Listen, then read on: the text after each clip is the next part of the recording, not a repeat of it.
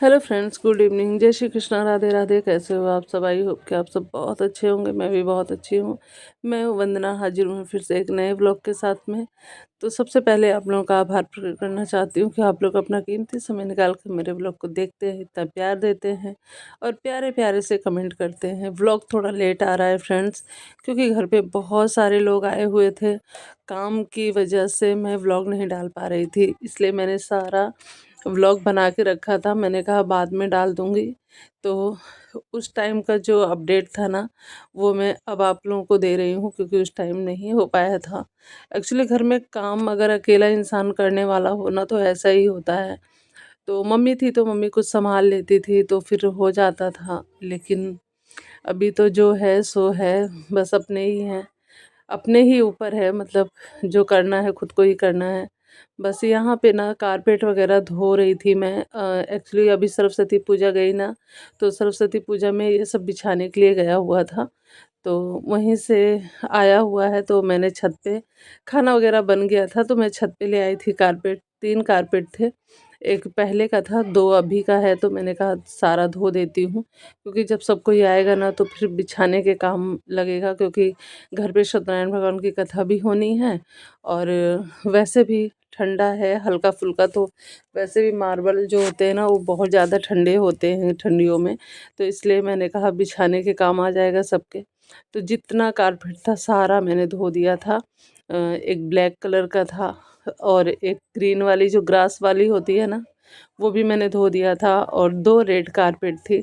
तो बहुत ज़्यादा मेहनत लगी, और भीगने के बाद ना बहुत भारी भी हो गई थी, मेरे से तो उठ ही नहीं रही थी। मैंने कहा यार मेरी कमर में कहीं दर्द ना होने लगे, क्योंकि ना मैं ज़्यादा हार्ड वर्क करती हूँ ना, तो कमर में मेरे प्रॉब्लम आ ही जाती है। लेकिन ये भी करना बहुत ज़रूरी था, बहुत ही ज़्यादा ज़रूरी था। फिर मैंने कहा चलो अब इसी बहाने छत भी धुलाई हो जाएगी, क्योंकि झाड़ू तो वैसे मैं हर आए दिन लगाती रहती हूँ। लेकिन छत की धुलाई भी मैंने कर दी, क्योंकि बस 2 दिन और रह गए हैं।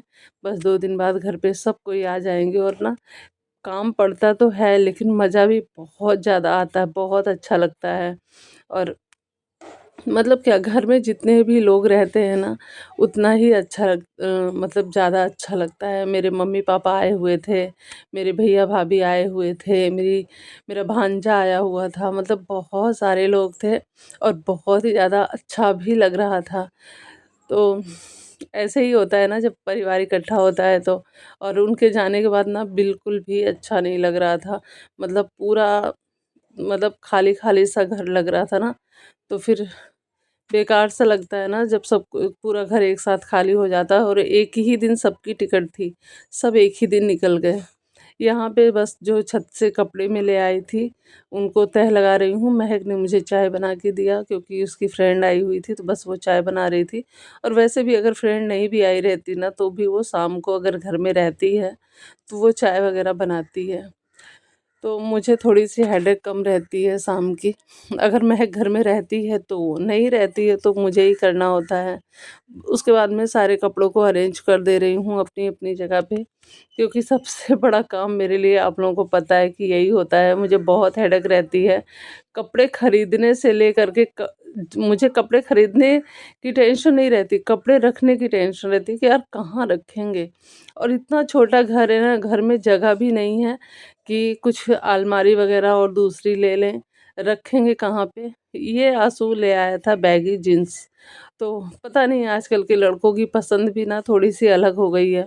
वैसे ना इसको ना चिपके हुए पैंट पसंद नहीं है, इसको ना थोड़ा-सा ना खुला टाइप का, जैसे प्लाज़ो है वो होता है ना, उतना ज़्यादा ये खुला हुआ पैंट था, मतलब बैगी जीन्स बोलते हैं। तो मुझे बिल्कुल भी नहीं अच्छा लग रहा था, इतना फैला हुआ था ना। मैंने कहा लाओ इसको थोड़ी-सी सिलाई कर देती हूँ। तो बस यहाँ पे मैंने ना 1.5 इंच लगभग मैंने मार दिया था इसमें सिलाई। तो मैंने पहना था ना तो ठीक लग रहा था। फिर मैंने कहा अभी ये परफेक्ट है। मेरी तबीयत थोड़ी-सी गड़बड़ हो गई है, सर्दी हो गई है, कमर में दर्द भी बढ़ गई है। सबके जाने के बाद ही सारा प्रॉब्लम हुआ है। जब तक सब कोई था तब तक कुछ भी नहीं था। यहाँ पापा के लिए बादाम भून रही थी। क्योंकि पापा बादाम बहुत ही ज़्यादा मतलब बहुत ज़्यादा यूज़ करते हैं, बहुत ज़्यादा खाते हैं। मतलब उनको मुझे लगता है महीने में तो 1 किलो बादाम वो खाते ही होंगे। मूढ़ी वगैरह में डाल के खा लेते हैं, पता नहीं। तो बस उनके लिए मैं बादाम भून रही थी, उसके बाद में बादाम भून के रख दिया था, थोड़ा ठंडा होगा तो उसका छिलका छुड़ा के उनको दूँगी। और बस यहाँ पे और आज ना बहुत थक गई थी, बहुत ही ज़्यादा काम करने का मन ही नहीं हो रहा था। इसीलिए ना मम्मी की याद आ जाती है यार। मम्मी रहती थी ना तो मैं बोलती थी आज कुछ मत बनाओ, रहने दो, रोटी रोटी बना लेंगे, नहीं तो खिचड़ी डाल देंगे। हमारे यहाँ पे ना वो उड़द दाल की खिचड़ी मम्मी बहुत बनाती थी, तो खिचड़ी बना देंगे, रहने दो, बहुत ज़्यादा तुम्हारे कमर में दर्द होने लगा। इसलिए तो मम्मी की याद आती है। अब कोई भी नहीं है, करो तो ना करो तो सब मतलब सब कुछ बिगड़ गया है, सब कुछ बेकार सा हो गया है। बस यहाँ पे खाना चढ़ा दिया था। मतलब सोचना पड़ता है ना कि मतलब क्या बोलूँ मैं, मेरे पास और कोई लफ्ज़ ही नहीं है। बस यहाँ पे बर्तन भी बहुत सारे पड़े हुए थे और बस बर्तनों को धो ले रही हूँ। और मेरी तबीयत इतनी ख़राब हो गई है ना कि मेरा बोलने का भी मन नहीं हो रहा है, मतलब मेरी सांस फूल रही है, ऐसा हो रहा है। सर्दी ना बहुत ज़्यादा हो गई है। मैंने सोचा कि बहुत दिन हो जाएगा व्लॉग नहीं जाएगा तो फिर कब मैं डालूँगी, इसलिए मैंने कहा नहीं चलो आज डाल देती हूँ। और मेरी आदत क्या है ना, मैं थोड़े-थोड़े बर्तन माँजती हूँ और थोड़े-थोड़े धोती हूँ। इससे मुझे लगता है ना कि खाली जल्दी हो जाता है, तो मुझे लगता है कि ओह! अब कम हो गया है बर्तन। और जब बर्तन बहुत सारा रहता है ना, मुझे ना बहुत टेंशन होती है। आज भी घर में कोई सब्ज़ी नहीं थी तो मैंने ना आलू और बड़ी की सब्ज़ी बनाई थी, जो कि ना बहुत अच्छी लगती है। लेकिन मुझे ये वाली बड़ी अच्छी नहीं लगती, मुझे वो शायद वो उड़द दाल की बड़ी होती है ना, वो मुझे बहुत अच्छी लगती है, जो पालक के साग में डाल के बनाते हैं। बहुत ही ज़्यादा टेस्टी लगती है वो वाली। तो बस वही सब्ज़ी बनाएँगे। और यहाँ पे आलू मैंने सारे जो है ना अच्छे से तल लिए थे। तलने से क्या होता है ना, आलू थोड़े से क्रिस्पी हो जाते हैं तो उसमें अच्छा वाला टेस्ट आता है। वैसे मैं क्या ही अपना बखान करूं, मैं उतना अच्छा खाना बना नहीं पाती हूँ। जो भी मुझे आता है बस आप लोगों के साथ में शेयर कर देती हूँ। मुझे बहुत ज़्यादा वैरायटी वाले खाने बनाने नहीं आते हैं, बस हल्का फुल्का पेट भरने वाला मैं बना लेती हूँ। तो बस यहाँ पे पूड़ी बना रही थी। हम रिफाइंड तेल की पूड़ी खाते हैं और पापा के लिए मैंने बना दिया था देसी घी की पूड़ी, क्योंकि पापा देसी घी की पूड़ी खाते हैं। तो अब इतना ज़्यादा घी महंगा है तो सब पूरा परिवार तो घी वाली पूड़ी नहीं खा सकता ना। तो इसलिए ना पापा को बिल्कुल भी रिफाइंड तेल की नहीं पसंद है पूड़ियाँ। तो बस उनके लिए घी में बनाई थी, तो बस इतना सा घी बचा हुआ था तो मैंने कहा चलो रख देती हूँ, दाल वगैरह में डाल देंगे।